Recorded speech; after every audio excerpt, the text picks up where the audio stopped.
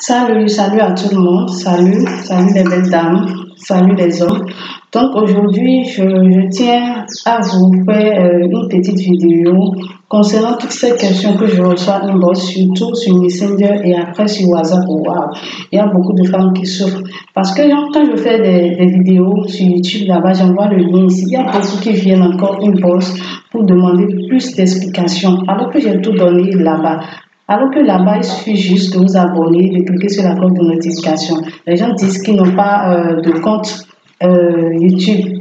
Vous n'avez pas besoin d'avoir un compte YouTube. Vous n'avez pas besoin d'être sur YouTube d'abord. Il faut juste télécharger YouTube si vous n'avez pas encore. C'est juste une application comme Facebook, WhatsApp pour télécharger. Et puis, vous allez sur votre chaîne Belle Nature et vous vous abonnez, vous cliquez sur la cloche de notification.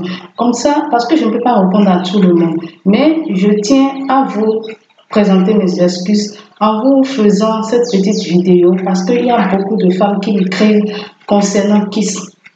C'est vrai, il y a plusieurs maladies comme thrombophagie, myome, perte blanche et aussi des mycoses, mais des infections. Mais le KISS, là, je reçois tout le temps des problèmes par rapport des femmes qui ont de ces problèmes-là. Donc, moi-même, j'ai été victime de ça, mais aujourd'hui, je n'en ai plus. Donc, si je me permets de faire des vidéos, c'est que j'en sais quelque chose. Donc, aujourd'hui, il y a toutes ces maladies-là, mais aujourd'hui, on va parler de KISS. Donc, à la fin de la vidéo, je vais laisser le lien de votre compte YouTube.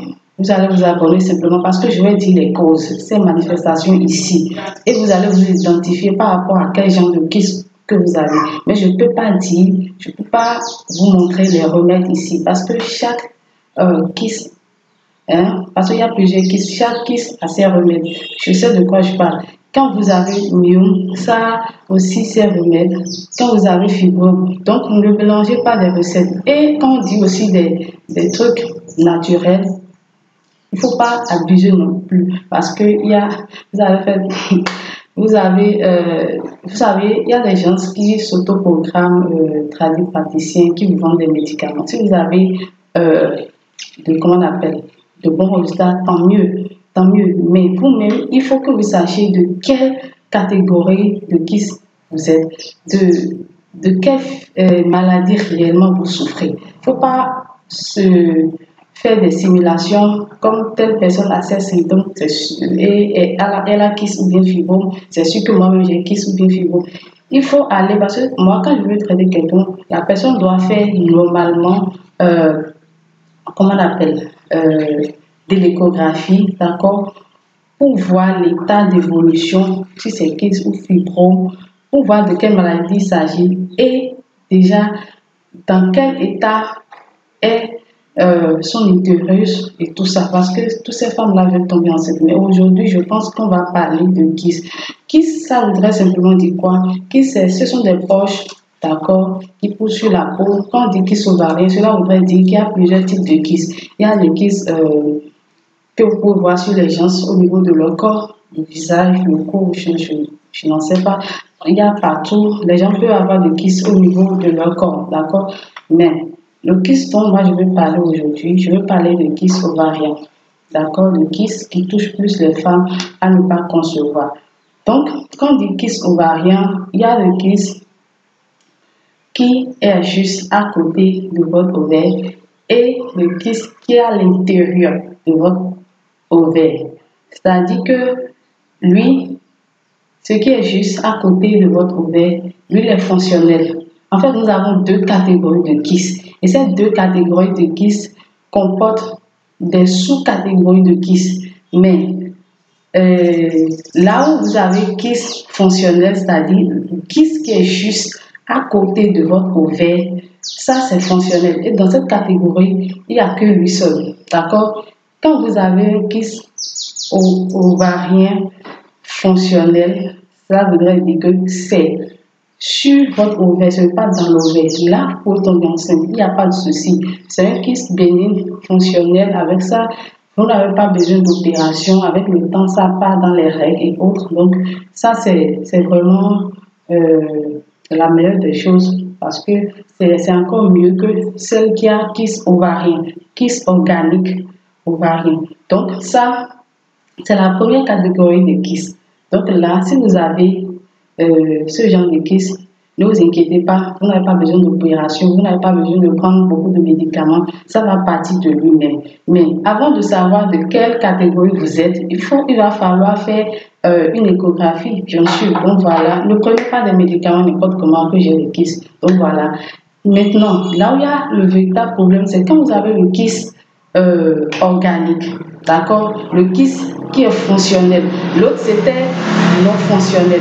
Mais quand on dit fonctionnel, non fonctionnel, cela voudrait dire, quand on dit fonctionnel, ça veut dire que ça travaille. Quand on dit non fonctionnel, ça ne travaille pas. Donc, non fonctionnel, avec non fonctionnel, vous pouvez tomber enceinte. Mais ce qui est fonctionnel, c'est ça qui reste dans votre ovaire. Et quand c'est dans votre ovaire, c'est tout un problème.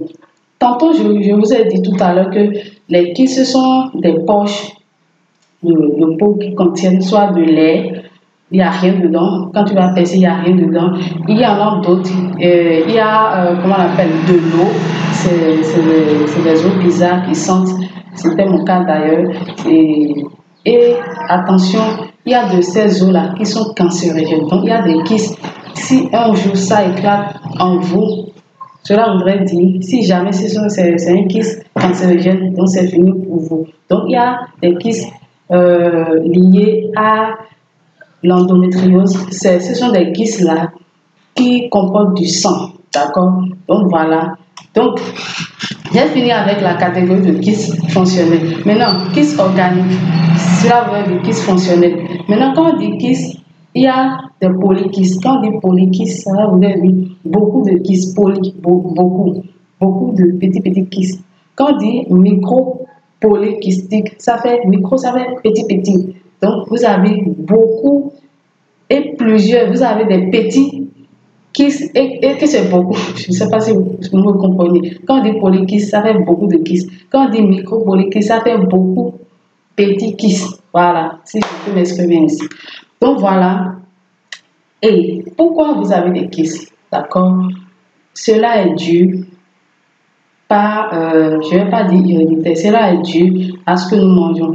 Et ce que nous mangeons, tenez-vous tranquille, ce n'est pas directement relié, mais ce qui est à la base, c'est les règles douloureuses. Quand vous avez des règles douloureuses, je vous explique un peu. On va faire un peu la biologie. Quand vous avez des règles douloureuses, d'accord, vous avez mal au ventre, et aussi celles-là qui ont des règles qui ne disent que 2 jours ou 3 jours, c'est un problème. C'est un problème qu'il faut vite régler. Si tu as des règles qui ne disent que 2 jours, qui ne sont pas bien, ça laisse des tares là-bas. Et ces tares-là, après, ça se forme. Parce que chaque mois, on libère des follicules. D'accord? J'en viens là. Hein. Maintenant, avant de libérer des follicules, toi, tu as des menstrues de 2 jours, tu es contente, c'est un problème parce que ça laisse des tares. Et ces tares-là, c'est là où chaque mois, tu laisses des tares et qui ça forme des poches là-bas, ça forme des myomes, en tout cas, du n'importe quoi là-bas. Et ça, c'est ça qui te crée davantage de problèmes. Quand ça reste là-bas, ça trouble votre cycle. D'accord? Si vous avez des cycles réguliers, pas vous retrouver avec des cycles irréguliers de menstrues. Je vous explique un peu. Chaque mois, quand nous avons des menstrues, d'accord, nous libérons des follicules. D'accord? Et une femme normale doit libérer environ 13, je pense, puis 14. Je ne suis pas biologiste, mais je pense que c'est quelque chose comme ça, j'avais appris quand j'étais en classe de 3e. Donc, si nous libérons ces follicules, d'accord, ces follicules maintenant quittent les ovaires et ils s'en vont vers les trompes. Et dans les trompes, je dis les trompes, ils s'en vont vers les trompes. Et là-bas se passe la fécondation parce que là-bas, il y a le sperme qui libère des spermatozoïdes et les spermatozoïdes avec les follicules font fusion. Et quand il y a fusion, on appelle ça corps jaune. D'accord? Mais le corps jaune, là, c'est ça qui produit de cholestérol, de l'oestrogène. Et ce sont ces 2 hormones qui sont responsables d'une grossesse. Si vous ne le produisez pas assez, vous n'allez pas tomber enceinte. Je dis quoi par là? Si déjà vous avez des menstrues qui ne sont pas bien, vous aurez du mal à produire des bons follicules. D'accord? Parce que c'est ces follicules-là qui vont grandir après. Parce que quand vous avez des menstrues maintenant, tenez-vous tranquille, on nous dit en temps que 14 jours après, il faut avoir des rapports sexuels pour tomber enceinte. Maintenant, tu produis des follicules aujourd'hui, disons le premier jour, et avant d'atteindre tes périodes de fécondité là, il va falloir que ces follicules-là grandissent, que ça ait une taille donnée. Maintenant, tu as déjà une maladie en toi qui empêche de produire déjà, primo, des follicules je dirais des follicules de qualité. Et par conséquent, ces follicules ne grandissent pas bien. Ça ne pourrait pas aller fusionner avec le spermatozoïde de ton homme pour avoir le corps jaune. Donc déjà, tu as un problème. Et ces follicules ne volent pas normalement vers les trompes. Vous voyez? Maintenant, si ça ne vole pas normalement vers ces trompes, cela voudrait dire que ça fait des tas ou bien quand c'est dans votre tronc, ça reste là, ça ne fait rien parce que c'est pas fécondable, tu vois. Donc là, tu as un problème. C'est là où vous avez encore des trompes bouchées parce que ces follicules vont rester là. C'est pour ça que quand les femmes, d'accord, il va falloir que vous adoptez ce genre de tisane, que vous preniez des cures, quoi. Que vous prenez pas forcément tous les mois, mais pour vous libérer, pour vous dégager de cette trompe. Parce que chaque mois, on laisse des déchets. Si ça ne sort pas totalement, c'est un problème. Donc voilà les causes de kyste ou trompe bouchée. Pour trompe bouchée, là, je vais en revenir plus tard. Mais je suis en train d'expliquer comment vous avez des poches de kyste. Donc, si nous finissons avec cette étape, nous avons des kystes sereins, nous avons des kystes muqueux, nous avons des kystes liés à l'endométriose. C'est de ça que je parlais tout à l'heure. Lié à l'endométriose, c'est que votre kyste contient du sang. D'accord? Quand on touche votre kyste, là, c'est du sang qui va sortir. Quand vous avez des kystes sereins comme moi, qui est la plupart kystes cancérigènes, c'est des kystes qui contiennent des déchets bizarres. Et après, quand ça se casse, parce que tenez-vous tranquille, je vais venir là, ça se casse, bien évidemment. Et quand ça se casse, ça sort, ça dégage des odeurs bizarres. Donc, quand vous avez des kystes sereins, c'est des kystes qui contiennent des liquides. Je ne sais pas si c'est liquide amniotique, si c'est liquide, si c'est les lymphes, je ne sais pas, mais ça sent grave. Donc voilà, si vous avez kyste muqueux, c'est des kystes franchement qui est là, il n'y a rien dedans, c'est juste que de l'air, c'est juste que du vent. Donc voilà. Maintenant, ça arrive que les kystes se rompent là-bas, c'est-à-dire rupture, cela voudrait dire que le kyste est cassé dedans. Et quand c'est cassé dedans, c'est en ce moment-là que vous avez des douleurs au niveau de votre rein. C'est en ce moment-là que peut-être vous avez déjà eu vos menstrues, mais après vous trouvez encore des saignements de sang. Cela voudrait dire qu'il y a un kyste qui est cassé. Donc il y a rupture. Donc il y a aussi parfois les kystes, entre eux il y a saignement. Saignement, c'est-à-dire entre eux le sang circule. Donc peut-être ce n'est pas le temps de menstruer, mais tu trouves du sang. Et ça sent grave. Ce sont des kystes peut-être qui est cassé dedans. Et après, vous avez la torsion du kyste, c'est-à-dire le kyste se replie sur elle-même. Il y a une torsion. Je ne sais pas si vous comprenez. Supposons que c'est ma main comme ça, le kyste. Et après, ça fait comme ça. Ça se plie sur elle-même en fait. Et quand ça se plie sur elle-même, d'accord, vous savez que dans notre corps, c'est les veines qui s'occupent de la circulation des sangs. Et c'est les artères qui s'occupent de l'air. Et tout ça là, c'est partout dans notre corps, y compris les ovaires. Quand il y a des kystes ovariens organiques qui est dans votre ovaire, qui par moment, ou bien ça fait une genre de torsion en vous, c'est un problème grave. Ça là, c'est le cas le plus grave. Il va falloir vous opérer en toute urgence. Et c'est ça que nous évitons en vous proposant des médicaments, en vous proposant des recettes sur YouTube. Quand ça se tord sur elle-même, d'accord, ça va épingler les artères qui est dans votre ovaire, d'accord. C'est-à-dire, quand ça se replie sur elle-même, non seulement ça se replie sur elle-même, mais ça peut piétiner votre artère. Du coup, votre ovaire, d'accord, manque d'oxygène. Et si vous manquez d'oxygène quelque part dans votre corps, peu de temps après, c'est vous-même qui allez manquer d'oxygène. Donc, vous allez vous faire opérer en toute urgence. Donc, il y a beaucoup de complications avec les kystes. Il y a des kystes qui sont bénignes, il y a des kystes qui sont cancérogènes, il y a des kystes, si vous ne traitez pas vite, ça peut grandir jusqu'à devenir comme un enfant. C'est pour vous dire, et ça va abîmer votre ovaire. Alors que c'est les ovaires qui sont responsables de la production des follicules. D'accord? Si vous n'avez pas bien fait la biologie, bien, vous ne savez pas ce que c'est la biologie. Moi, je l'ai fait il y a longtemps, avant de rentrer dans le génie civil. Donc, il va falloir reprendre ou bien aller faire des recherches pour savoir de quoi je parle. Donc, ce n'est pas pour vous faire peur, c'est pour que vous preniez conscience de ce que vous avez. C'est pour que vous allez faire des analyses pour voir de quel kyste. Tu es allé chez un médecin, il t'a fait le diagnostic, il t'a fait échographie. Demande-lui quel genre de kyste tu as. Voilà, tu lui demandes. Et en fonction de kyste que tu as, le traitement qu'il faut. Voilà, donc je ne peux pas, je suis déjà à 15 minutes. Je ne peux pas vous dire le traitement sur votre chaîne YouTube. Donc, partagez cette vidéo en masse. Si je dis partager, parce que je reçois beaucoup de messages inbox auxquels je ne peux pas répondre. Donc, vous partagez. Je vais laisser les liens là où vous trouvez des astuces selon chaque type de kyste que vous avez. Maintenant, les tisanes sont naturelles. Il y a des tisanes qui sont des overdoses, c'est-à-dire si vous prenez mal, vous aurez une overdose. Il ne faut pas prendre des tisanes comme c'est naturel, c'est que vous allez abuser de ça, non. Il y a des fréquences. Vous allez voir dans mes vidéos, je dis des fréquences.